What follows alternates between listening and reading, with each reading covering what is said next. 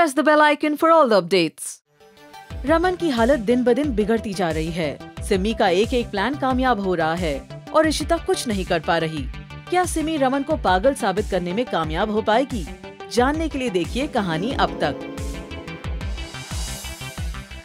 रमन काफी परेशान है रैना की ब्लैकमेलिंग की वजह से, लेकिन इस बार इशिता रमन को भरोसा दिलाती है कि वो रमन के साथ है।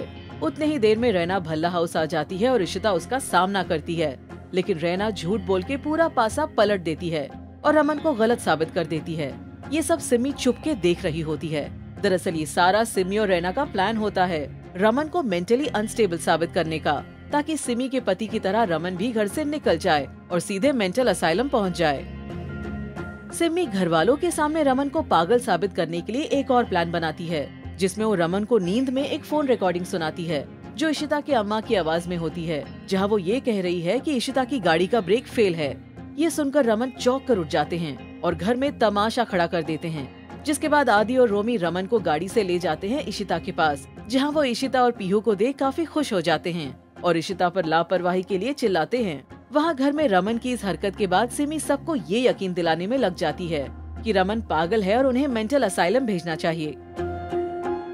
रमन काफी परेशान है घर वालों को उसकी हालत के लिए परेशान देखकर। उतने में रैना का कॉल आता है रमन को और वो रमन को बहुत डराती है ये कहकर कि उसने सब कुछ इशिता को क्यों बताया, जिसके लिए वो इशिता को मार देगी। जिसके बाद वो पैनिक होकर सभी घर वालों को घर से निकाल देता है और अय्यर हाउस जाने के लिए कहता है और खुद भल्ला हाउस में बंद हो जाता है और वो रैना को जान से मारने की ठान लेता है। जहाँ इतना सब चल रहा होता है, वहीं दूसरी तरफ सिमी इशिता को डराती है ये कहकर कि आज रात रमन सुसाइड कर लेगा। रमन रैना से मिलने उसके बताए हुए जगह जाते हैं और रमन का पीछा इशिता अपनी गाड़ी से करती है। जैसे ही रैना रमन के सामने आती है, रमन उसके ऊपर बंदूक तानकर खड़े हो जाते हैं।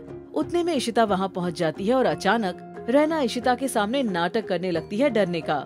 इशिता जल्दी से रैना के सामने खड़ी हो जाती है और सिमी चुपकर इशिता पर गोली चला देती है। जिसके बाद रमन को लगता है कि रमन ने इशिता पर गोली चला दी। हालांकि इशिता को जल्दी अस्पताल ले जाया जाता है, लेकिन रमन सबके सामने ये कबूल कर देते हैं कि उन्होंने गोली चलाई। पुलिस हॉस्पिटल आ जाती है और उतने में ही इशिता को होश आ जाता है।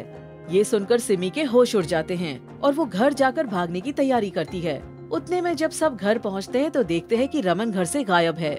सब परेशान हो जाते हैं। वहाँ अस्पताल में इशिता को होश तो आ जाता है, लेकिन उसकी आईसाइट चली जाती है और वो ये सोचकर रोने लगती है कि अब वो रमन को कैसे बचाएगी।